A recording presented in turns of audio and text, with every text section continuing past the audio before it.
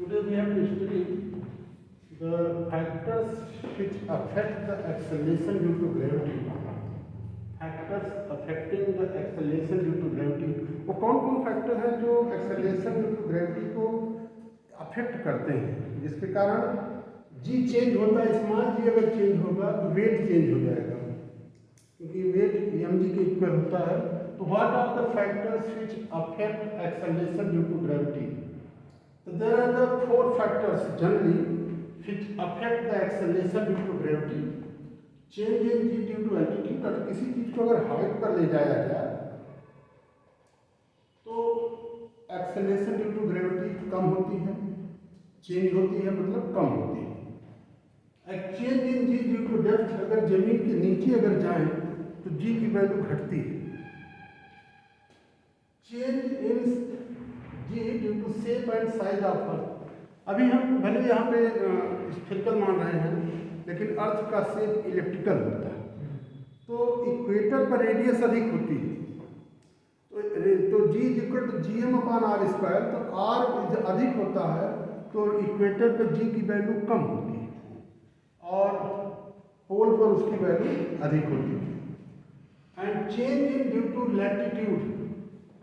Latitude मतलब latitude होता क्या है कि सेंटर से किसी पॉइंट पर अगर ऑब्जेक्ट रखी है, इससे जो एंगल बनता है, इस एंगल के कारण जो चेंज आता है, इसे हम कहते हैं it is due to latitude. तो ये चीजें हमें देखनी है।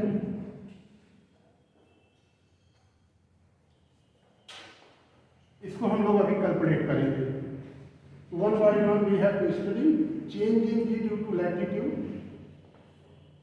So note down, suppose an object of mass m is placed on the surface of the earth,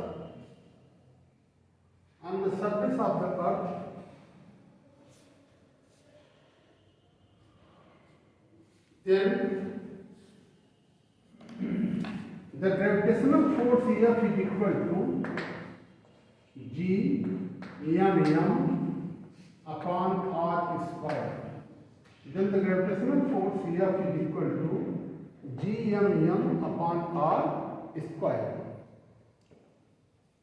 Weight of the body on the surface of the earth F is equal to mg. Therefore mg is equal to g m upon r square. M cancelled out, so g it is equal to g m upon r square.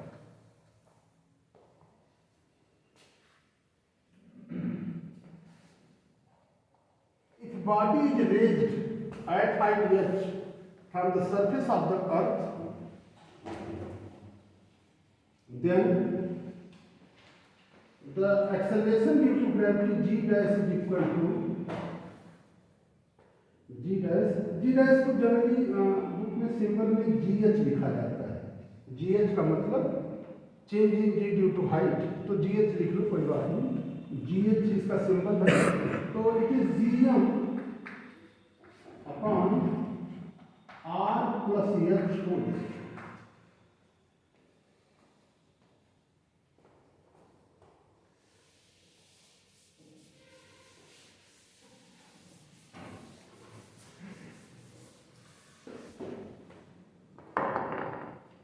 From therefore, gh upon g, it is equal to gm upon r plus h whole square upon gm upon r square. So gm cancelled out, so that will be equal to r square upon r plus h का whole square.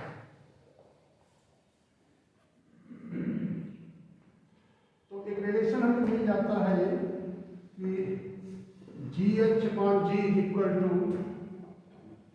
तो जी H is equal to g r square upon are plus h का whole square.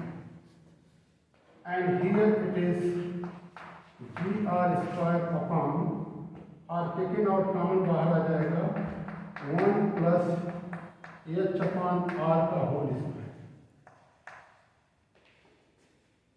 इतनी बात समझ में आ रही है? नीचे साथ कॉमन ले लेंगे, this r square cancelled out, so g h it is equal to ji 1 plus h upon are का whole square. Actually, this is the relation. GH is equal to G upon 1 plus H upon R square. But for smaller height के लिए हम इसको एक काम करते हैं इसमें कि we write as GH it is G 1 plus H upon R की पावर -2, ध्यान रखना। और this can be written as, therefore here you have to write GH it is equal to, इसके बाद लिख लेना G 1 minus 2H upon R, 1 minus GH it is equal to G 1 minus 2H upon R। इसको हम ऐसे ही कर लेते हैं 1 माइनस 2 वैल्यू हमें मिल जाएगी। यही होता है ये पाइथागोरस थ्योरम, उसमें हम बायनॉमियल थ्योरम यूज करते हैं। बायनॉमियल का मतलब हो जाएगा कि फार्मूला लगाते हैं कि 1 प्लस एक्स की पावर n, अगर एच अपॉन आर की वैल्यू बहुत छोटी आती है, अभी एच क्या है 10 किलोमीटर, अर्थ की रेडियस कितना 6400 किलोमीटर, तो इसके बाद एक्चुअली स्क्वायर में वैल्यू एक्चुअली होगी क्या वैल्यू 1 प्लस एक्स की power n is equal to 1 plus N X plus n minus 1 X square upon factorial 2 ऐसे जाता है। अब एक्स स्क्वायर का मतलब हो जाएगा एच अपॉन आर का whole square. H upon R तो वैसे ही बहुत छोटा है, 10 किलोमीटर अगर है डिवाइडेड बाय 6400, उसकी वैल्यू बहुत छोटी है, उसका होल स्क्वायर करेंगे, छोटी क्वांटिटी का होल स्क्वायर और छोटा हो जाता है। 0.1 का होल स्क्वायर 0.01, 0.01 का होल स्क्वायर 0.001, तो छोटा होता चला जाएगा ना। तो ये चीज़ है, तो इस नाते हम क्या करते हैं, स्मॉलर के कारण इसको हम रिजेक्ट कर देते हैं, नेग्लिजिबल मान लेते हैं। तो इसीलिए 1 प्लस एन एक्स को ही हम एक्सेप्ट करते हैं, मतलब it is approximately equal to 1 plus N X. यहाँ पे N it is equal to -2, तो 1 plus N X G H is equal to ji 1 minus 2H upon R. तो ये वैल्यू हमारे पास, तो यही वैल्यू हो जाएगी G H is equal to ji 1 minus 2H upon R. तो हमें यही रिलेशन मिल जाता है, यही रिलेशन हमें मिल जाता है कि चेंजिंग। लेकिन ये फार्मूला तभी यूज किया जाता है जब स्मॉलर हाइट का हो, हर हाइट पर नहीं। जैसे सीधे रख दिया गया कोई ऑब्जेक्ट को 100 किलोमीटर हाइट पर ले जाया गया तो हम इस तरह का यूज कर लेते हैं। लेकिन जनरली जब ये पूछा जाता है कि at what height when the body is raised acceleration due to gravity become half, किस हाइट तक ऑब्जेक्ट को, note down the question, at what height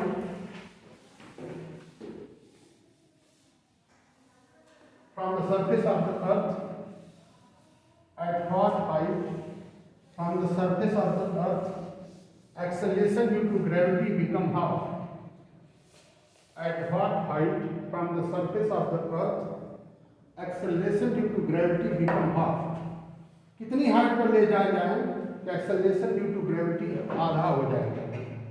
तो ये ध्यान रखना। तो हमारा सरफेस ऑफ द अर्थ पर g equal to GM upon r square होता ही है। मान लेते हैं कि एच हाइट पर ले जाते हैं, वहां पे हाइट मान लीजिए एच डैश हो गया, तो GM upon are plus h का होल स्क्वायर, तो g dash upon g is equal to r square upon are plus h का होल स्क्वायर। तो ये जी डैश हमारा एक रिलेशन मिल जाता है g r square upon 1 plus h upon r, या हम लिख सकते हैं आर प्लस एच का होल। यह जी डैश कितना हो जा रहा है, g/2 हो जाता है ना, तो हम इसको g/2 लिख लेते हैं और यह g/r² upon r plus h का होल स्क्वायर।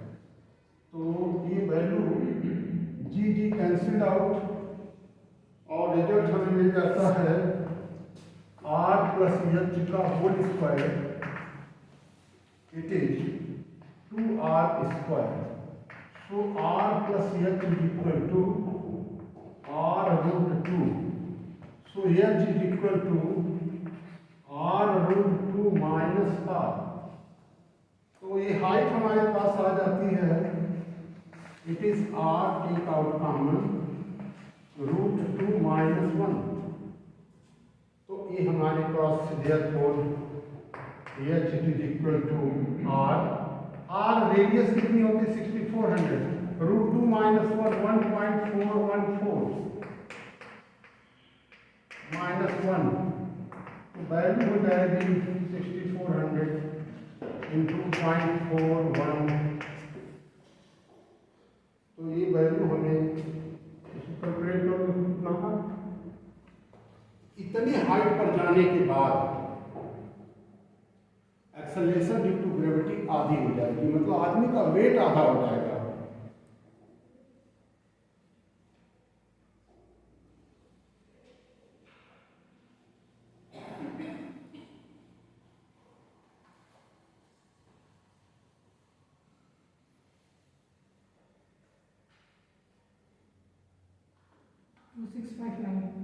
Six five 2659.6।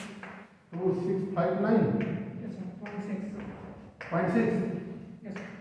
इतना किलोमीटर हाइट तक अगर जाए ऊपर तो एक्सेलरेशन ड्यू टू ग्रेविटी आधा हो जाएगा, मतलब बॉडी का वेट आधा हो जाएगा। 659.6 किलोमीटर की हाइट पर अगर जाएं तो एक्सेलरेशन ड्यू टू ग्रेविटी आधा होने का मतलब वेट आधा हो जाएगा, mg/2। समझ आ रही बात में? तो ये चीज हमें, लेकिन ये यहाँ पे जब हो जाता है कि अर्थ या रेडियस के कंपेरिजन में अगर हाइट की बात होती है तब हम जनरली ये फार्मूला यूज करेंगे। अदरवाइज अगर डायरेक्ट 10 किलोमीटर 20 किलोमीटर की हाइट की अगर एच की वैल्यू कम हाइट पर लेते हैं तब हम डायरेक्ट यही फार्मूला यूज करते हैं, ध्यान में रखना। अदरवाइज रेडियस के कंपेयर तो रियल तो हमारा वही है तो हमने अप्रॉक्सीमेट लिया है, क्योंकि अप्रॉक्सीमेट हायर पावर को रिजेक्ट कर दिया तब हमारा ये फार्मूला आया है। तो ध्यान में रखना कि जब हम ऊपर जाते हैं तो एक्सेलरेशन ड्यू टू ग्रेविटी घट जाता है, g minus g into 2h/r इतना कम हो जाता है। तो इतना हमारे पास चेंज आ जाता है। अगर हम कितना चेंज आया अगर ये कैलकुलेट करना चाहें तो g माइनस जी एच 2649 आ रहा है, ठीक है, मैंने कैलकुलेट नहीं किया। 2649.6 है ना, अच्छा ठीक है, मैं इतने किलोमीटर पे जाने का ये हो जाता है। अच्छा अब चेंज इन जी कितना आएगा, तो g माइनस जी एच, तो g माइनस जी 1 माइनस 2h/r, तो g चेंज करना लो 1 माइनस 1 प्लस 2h/r, तो ये हो जाएगा 2gh/r। तो ये हमारे पास इतना चेंज आ गया जी में, समझ रहे बात? हाँ, जी में से इस gh को घटा देंगे तो इतना चेंज आएगा जी में, जी की वैल्यू में इतना चेंज आ जाएगा। अगर m से मल्टीप्लाई कर देंगे तो वेट में इतना चेंज आ जाएगा 2mgh/r। चेंज इन वेट की बात अगर करें, चेंज इन वेट 2mgh/r, ये चीज हमें मिल जाएगा। और अब हम कुछ पढ़ेंगे change in G due to depth.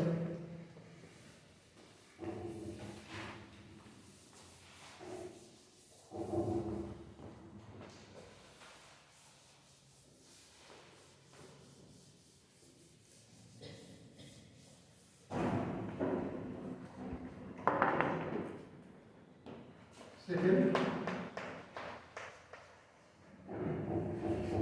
change in G due to gravity.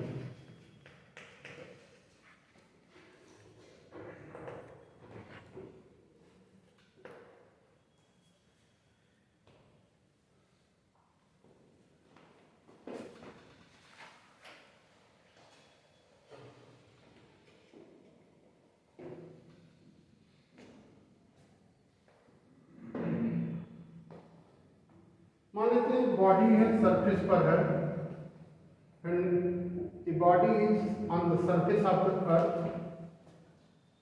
and radius of earth is equal to r, then the acceleration due to gravity on the surface of the earth, acceleration due to gravity on the surface of the earth g is equal to dm upon r square. And here m is equal to volume into density 4 by 3 pi r cube into rho, where rho is the density of earth.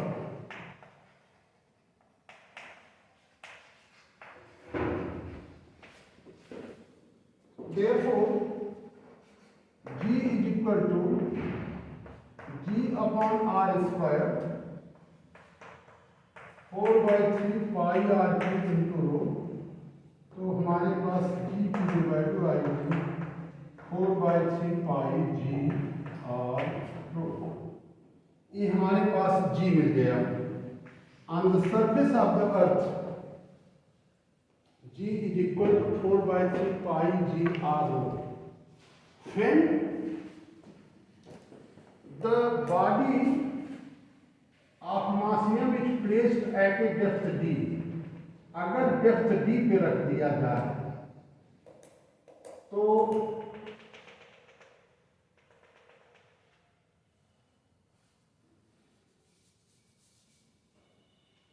अगर depth d पर हम body को रखते हैं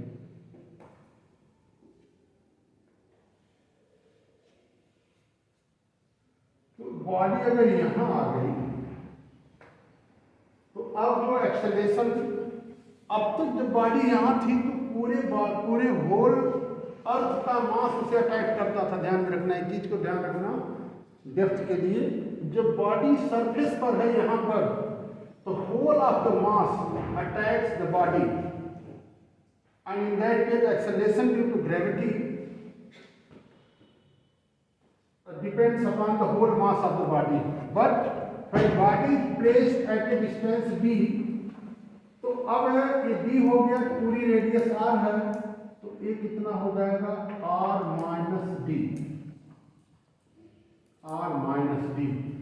now only this sphere of the earth whose radius is r minus d will affect the acceleration due to gravity. Note down, when the body is placed at a depth d, when body is placed at a depth d, then only a sphere of radius r minus d will affect the acceleration due to gravity, will affect the acceleration due to gravity. And in this case,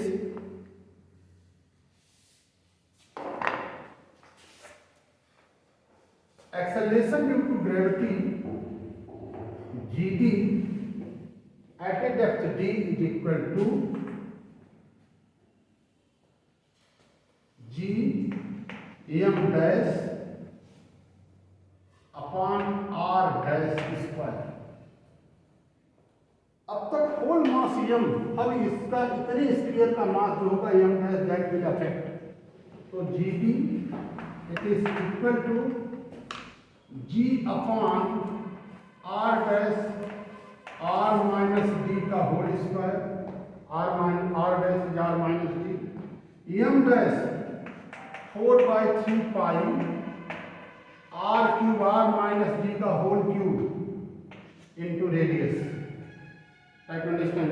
जैसे यहाँ किए थे the same you have to follow for m dash here this cancelled out, so GD is equal to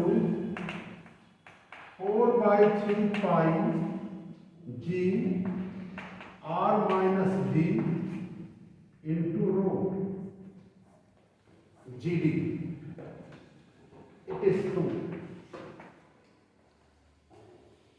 Therefore, अब 2 divided by 1 करते हैं, 2 divided by 1, तो होगा ये GD upon G,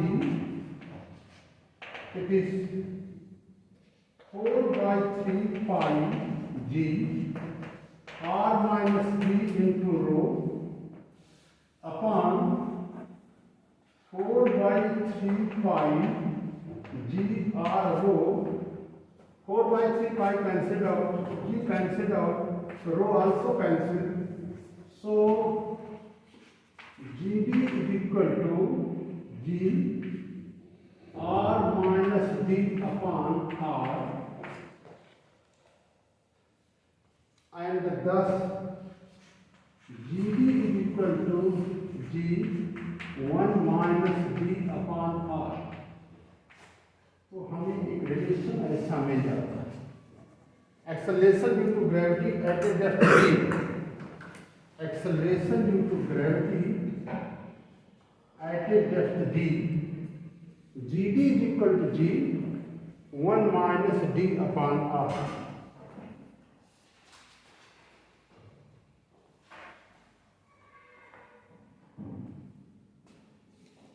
यही हमें रिलेशन मिल जाता है।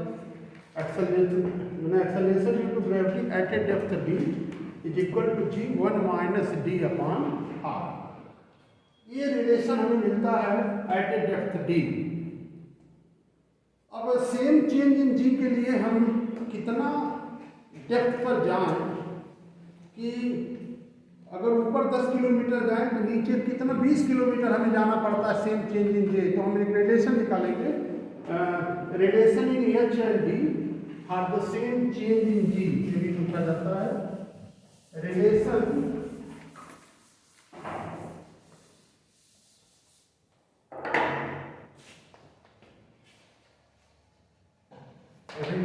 between H and D for same change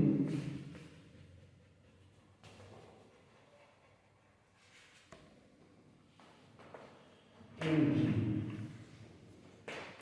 H और D में क्या रिलेशन होगा for same change in G? So it means if GD is equal to GH, GD is G 1 minus D upon R, it is G 1 minus 2H upon R, G cancelled out. Here 1 minus D upon R is equal to 1 minus 2H upon R, cancelled out, it is also cancelled, so D is equal to 2H। ये relation हमको मिल जाता है, D is equal to 2H। मतलब अगर height अगर 40 metre ऊपर जाना पड़ेगा तो उतने चेंज G के लिए, सेम चेंज इन G के लिए नीचे जाना पड़ेगा 80 मीटर। ये ध्यान रखना। फिर आता है शेप एंड साइज। मुझे लगता है कि इसको अभी इसको पॉइंट हो गया, इससे ज़्यादा ये लोड नहीं कर पाया, दूसरा बनेगा तुम्हें, क्योंकि 38 मिनट इसकी 35 मिनट हुआ होगा, नहीं 24 हुआ है, तो 30 बना हुआ है, 24 ही हुआ है। अच्छा रिपोर्ट किया आपकी नहीं, अभी चल रहा है। अच्छा कोई बात, तब तो ठीक है। हाँ ठीक है, देखना चाहिए। Is it clear? तो डेट्स बनाना शुरू किए है ना। ठीक है अभी समझ आया पूरा से।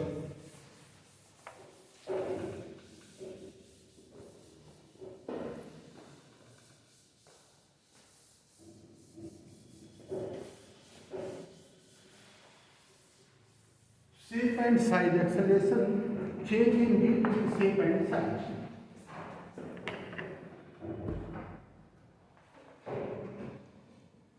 Okay, third point था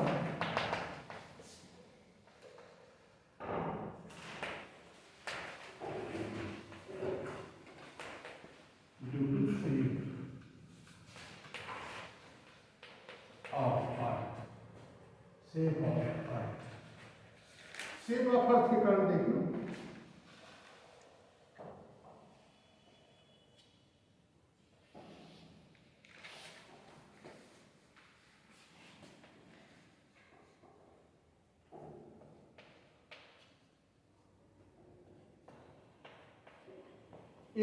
इसको पोलर रेडियस कहते हैं, इसको इक्वेटोरियल रेडियस कहते हैं। R E radius of earth मतलब इक्वेटोरियल रेडियस यहाँ पे। तो in actual practice the earth is an ellipse, अर्थ का जो शेप है एलिप्स। तो इसकी जो इक्वेटोरियल रेडियस है,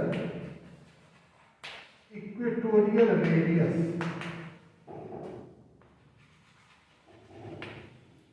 R E is greater than the R P. R P का मतलब पोलर रेडियस का, पोलर रेडियस। ये इसके एक्सिस के बाद जब अर्थ रोटेट करती है तो इसकी रेडियस में डिफरेंस आता है। तो शेप के कारण भी डिफरेंस है। तो g is equal to ji M, अगर g कहे तो G M upon R E square, और g की बात करें G M upon R P square. तो ये हम कर सकते हैं GP upon GM, GE, GP upon GM अगर करते हैं तो GM upon RP square into R E square upon ji.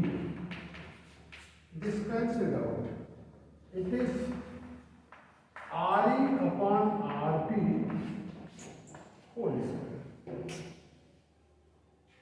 Since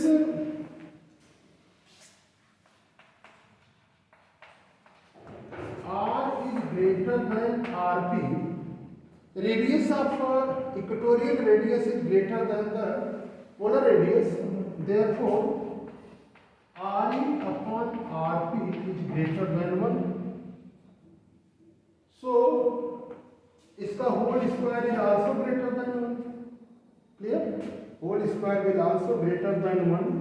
So GP upon GE is also greater than 1. This implies that GP is greater than GE. मतलब shape के कारण पोल पर जो acceleration due to gravity है वह equatorial plate से अधिक होगी। मतलब इक्वेटोरियल की जो gravitation acceleration due to gravity हमेशा कम होती है then the acceleration due to gravity at the pole. ये ध्यान में रखना कि पोल पर ये हमारा शेप एंड साइज के कारण पोल की जो, इसीलिए अगर वेट जो हमारा यहाँ पे है इक्वेटर पे होगा वो पोल पे जाके हमारा जी बढ़ जाएगा, इस नाते वेट बढ़ जाता है। वहाँ अगर वेइंग मशीन लगाया जाए तो शेप के कारण तो चेंज हो जाता है। तो change in G due to shape of the earth, तो ये चीज़ है। और एक लास्ट है ड्यू टू लैटिट्यूड, और उसको हम कहते हैं due to rotation of earth. Change in g, ये तो समझ में आ रहा होगा। ये पोलर रेडियस इसीलिए कहा जाता है कि अब यहाँ पे पोलर रेडियस है ना। अब माना जाता था कि जैसे अगर यहाँ पर आर्कटिक रीजन, अंटार्कटिक रीजन पाया जाता है ना, Yes, sir. नीचे अंटार्कटिक ऊपर आर्कटिक, और आर्कटिक और अंटार्कटिक में पूरा, इसको दक्षिण गंगोत्री भी कहा जाता है, इसका नाम। अंटार्कटिक में एक पूरा आइस जमी हुई है ना, ये आइस अगर मेल्ट हो जाए, तो मैं कल क्वेश्चन पूछ रहे थे ना, आइस अगर मेल्ट होगी किधर जाएगी? इधर जाएगी सड़क करके, हाँ? और इधर की आइस तो सड़क करके कहाँ, पोलर पे चली जाएगी। अभी हमारा जो मोमेंट ऑफ इनर्शिया है, मास यहाँ, मास अभी इतने मास है, तो हमारे पास मोमेंट ऑफ इनर्शिया आई है। अर्थ का एंगुलर मोमेंटम कितना है? ओमेगा। अगर जिस तरह से ओजोन लेयर में होल हो रहा है, अमेरिका की जितनी एरिया है उतनी एरिया में ओजोन लेयर पर अंटार्कटिका में होल हो गया। अगर वह उस टेम्परेचर से अल्ट्रावायलेट रेज जिस तरह से आ रही है, अगर पूरी आइस मेल्ट होगी तो मेल्ट करके इधर जाएगी, तो यहाँ पर पता लगा यहाँ और यहाँ मास बढ़ जाएगा, तो क्या हो जाएगा? यमार स्क्वायर, आई बढ़ेगा तो ओमेगा घटेगा। अकॉर्डिंग टू कोई सिस्टम बाहर से तो है नहीं, कुछ एक्सटर्नल फोर्स नहीं लग रहा है, तो आई ओमेगा हमने बताया था remain constant. I conservation of angular momentum, तो एंगुलर मोमेंटम तो ये जो है conservation of external torque is zero, total angular momentum remain constant, I omega शून्य कांस्टेंट। लेकिन अगर एक क्वेश्चन था कल का कि अगर पूरी आइस मेल्ट कर जाए आर्कटिक और अंटार्कटिक की तो क्या होगा? तो ये आइस अगर मेल्ट करेगी तो ये कहाँ चली जाएगी? इक्वेटर पे चली जाएगी, इधर मेल्ट करके, और मेल्ट करके चली जाएगी तो ये मास जा करके यहाँ पे कलेक्ट हो जाएगा।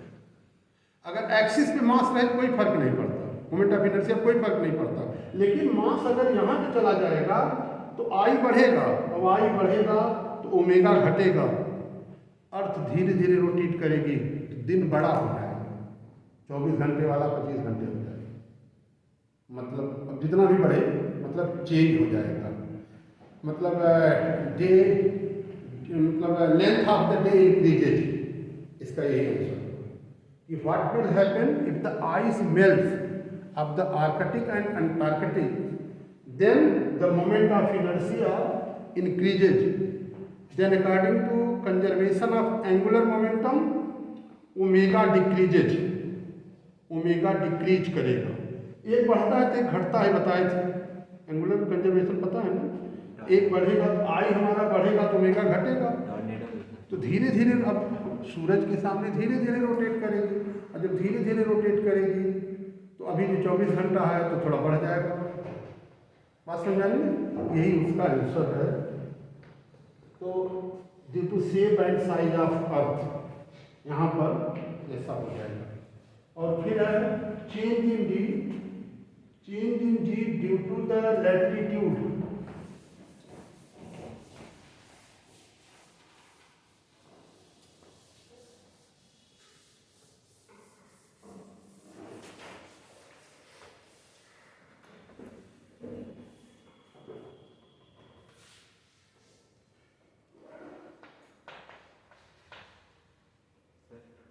Pause.